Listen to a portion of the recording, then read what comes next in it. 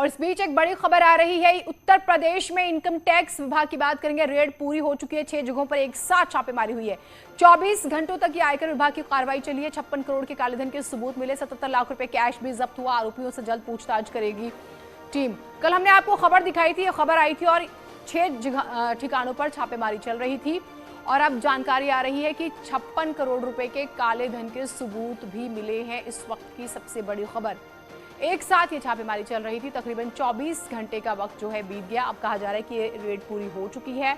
और मेरठ से कल खबर आई थी, एक प्लाईवुड कंपनी है जिसका न सिर्फ मेरठ में, न सिर्फ उत्तर प्रदेश बल्कि अलग अलग राज्यों में भी पूरा एक कारोबार है। हवाला का भी जिक्र हुआ था। शंकर हमारे साथ, हमारे सहयोगी जुड़े हुए हैं। शंकर, क्योंकि हमने कल भी बात की थी, 24 घंटे का वक्त गुजरा, क्या क्या निकलकर सामने आया? इनकम टैक्स की टीम के द्वारा जो छापेमारी की जा रही थी वो छापेमारी आज पूरी हो गई है और इस छापेमारी के दौरान कई महत्वपूर्ण जानकारियां सामने आई है और इस मामले में नेपाल कनेक्शन भी सामने आया है और नेपाल के रास्ते किस तरह से ब्लैक मनी यानी कि काला धन उत्तर प्रदेश के कुछ शहरों में पहुंचा, इस मामले की जानकारी मिली है। इसके साथ ही इस मामले में जो तकरीबन 56 करोड़ के काले धन का इनपुट जो है उससे जुड़े हुए तमाम सबूत जो है इनकम टैक्स को मिले हैं और इस मामले में एक ऐसे आरोपी की भी जानकारी मिली है जो इस वक्त में यूएई में बैठा हुआ है। निश्चित तौर पे इस मामले की गंभीरता को देखते हुए केंद्रीय जांच एजेंसी ईडी से भी जल्द ही इस मामले में तमाम इनपुट जो है साझा किया जा सकता है। लेकिन जिस तरह से इनकम टैक्स की टीम इस मामले में तफ्तीश कर रही थी तो पता चला कि कुछ राजनीतिक हस्तियों के साथ में जुड़े हुए इसका जो कनेक्शन है वो सामने आ रहा है। राजनीतिक हस्तियों के साथ में किस तरह से कनेक्शन है, किस तरह से काला धन का मसला हुआ और किस तरह से नेपाल के रास्ते ब्लैक मनी अर्जित की गई यानी काला धन अर्जित किया गया, ये मामला अब इनकम टैक्स के रडार पर है। और इस मामले पर जब कल 6 लोकेशन पर छापेमारी की गई थी जिसमें कि लखनऊ और बहराइच का भी इलाका है जहां पे कल छापेमारी की गई थी, तो इस मामले में काफी महत्वपूर्ण जानकारी इनकम टैक्स को मिली है और छापेमारी के दौरान 77 लाख रुपया कैश जब्त किया गया। मैं फिर से बताना चाहूंगा, 77 लाख रुपया कैश जब्त किया गया और 56 करोड़ रुपए की जानकारी जो काले धन के तौर पर भी जानी जा रही है। 56 करोड़ की जो ट्रांजैक्शन से जुड़े दस्तावेज और सबूत इनकम टैक्स के हाथ लगे हैं और इस मामले में जिस तरह से विदेशी कनेक्शन सामने आ रहा है यानी कि उत्तर प्रदेश में कुछ राजनीतिक हस्तियों के साथ में किस तरह से उसका विदेश का जो कनेक्शन है वो सामने आया है, ये मामला काफी संगीन है और इस मामले पर आगे इन्वेस्टिगेशन किया जाएगा और निश्चित तौर पर इस मामले की जानकारी केंद्रीय जांच एजेंसियों के साथ भी साझा किया जाएगा। ठीक है, बहुत शुक्रिया आपका तमाम जानकारियों के लिए शंकर। तो इन्वेस्टिगेशन की जाएगी और अलग अलग एजेंसियां भी अपने स्तर पर जांच करेंगी। मुख्यमंत्री योगी आदित्यनाथ ने गोरखपुर में यूक्रेन से लौटे 15 छात्रों से मुलाकात की। इस मौके पर सीएम योगी ने कहा है कि केंद्र सरकार ने अहम कदम यूक्रेन में फंसे लोगों की मदद के लिए उठाए हैं और सरकार नागरिकों को जो है सुरक्षित वतन वापस ला रही है। तो आज आपने देखा सुबह ये खबर आई थी, मुख्यमंत्री ने जो है ये जो स्टूडेंट्स हैं ये गोरखपुर के, इनको बुलाया, उनसे मुलाकात की और ये सभी यूक्रेन में जो युद्ध हो रहा है वहाँ फंसे हुए थे और आज मुख्यमंत्री ने उनसे बात की। 2 महत्वपूर्ण बातें कही कि पहली तो ये कि जो मनोबल है वो गिराना नहीं है, निराश नहीं होना है। दूसरा ये कि इनकी आगे की पढ़ाई के लिए सरकार कदम उठाएगी।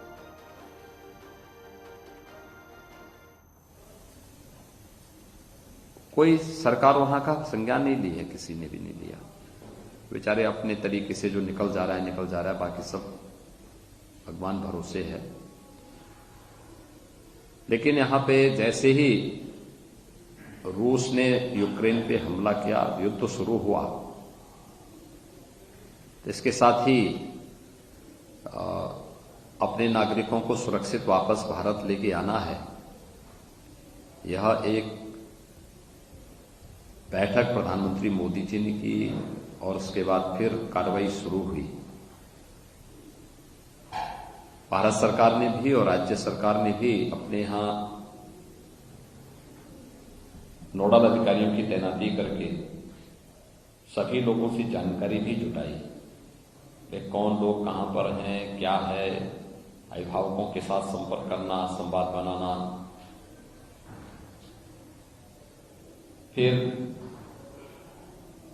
हमारी जो भारतीय एम्बेसी है उसके द्वारा भी कार्रवाई वहां पर प्रारंभ की गई। अलग अलग देशों से जुड़े हुए मामले होने के नाते समस्याएं खड़ी होती हैं, लेकिन प्रधानमंत्री मोदी जी के कारण हर एक देश के साथ संबंध ठीक होने के कारण, रोमानिया है, हंगरी है, पोलैंड है, तो कहीं भी कोई समस्या नहीं खड़ी हो पाई। जो सुविधा रोमानिया बॉर्डर पर या पोलैंड बॉर्डर पर या हंगरी बॉर्डर पर भारत के नागरिकों को मिल पा रही थी, अन्य देशों के नागरिकों को वह सुविधा नहीं मिल पा रही थी।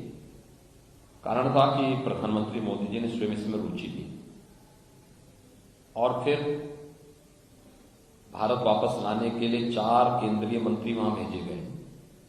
जनरल वीके सिंह जी वहां पर हैं, ज्योतिरादित्य सिंधिया वहां पर हैं, किरण रिजिजू वहां पर हैं और अन्य मंत्रीगण वहां पे मौजूद रह करके लोगों को सुरक्षित वापस लाने की तैयारी कर रहे हैं। तीसरा, जो सबसे बड़ी बात यह है कि सभी छात्रों को वापस लाने के साथ ही ये भी व्यवस्था दी गई है। हमने जैसे उत्तर प्रदेश सरकार की तरफ से किया कि भाई हमारे अधिकारियों का एक पूरा ग्रुप दिल्ली में मौजूद रहेगा जो वहां से उन छात्रों को ला करके यूपी भवन में ठहर। का एक बड़ी खबर है आज की। बांग्लादेश की प्रधानमंत्री जो है, माफ कीजिएगा, शेख हसीना, उन्होंने प्रधानमंत्री मोदी को शुक्रिया कहा। दरअसल कुछ बांग्लादेश के लोग भी यूक्रेन में फंसे हुए थे और भारत सरकार ने बाकायदा उनकी मदद की। भारत ने 9 बांग्लादेशियों को सकुशल निकाला। ऑपरेशन गंगा के तहत भारत ने इन छात्रों की मदद की। नेपाल, ट्यूनीशिया के छात्रों को भी उन्होंने बाहर निकाला और इसी की वजह से जो शेख हसीना है, प्रधानमंत्री बांग्लादेश, उन्होंने प्रधानमंत्री नरेंद्र मोदी को शुक्रिया कहा है।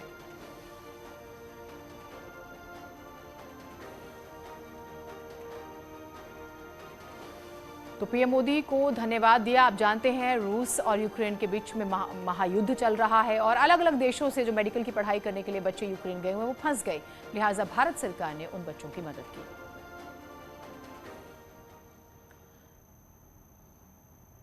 यूक्रेन में फंसे भारतीयों को वहां से सकुशल बाहर निकालने का काम चल रहा है। इस दौरान भारतीय अधिकारियों ने पाकिस्तान की एक महिला को भी कीव से सकुशल बाहर निकाला। पाकिस्तानी महिला ने इस मदद के लिए पीएम मोदी और भारतीय दूतावास को शुक्रिया कहा। Hello. My name is Asma Shafiq and I'm from Pakistan. And I'm very thankful to the embassy of Indian Embassy of Kyiv for supporting us all the way here, as we were stuck in very difficult situations. And also thanking the Prime Minister of India, and thank you so much for supporting us. And hope we get home safely because of the Indian Embassy.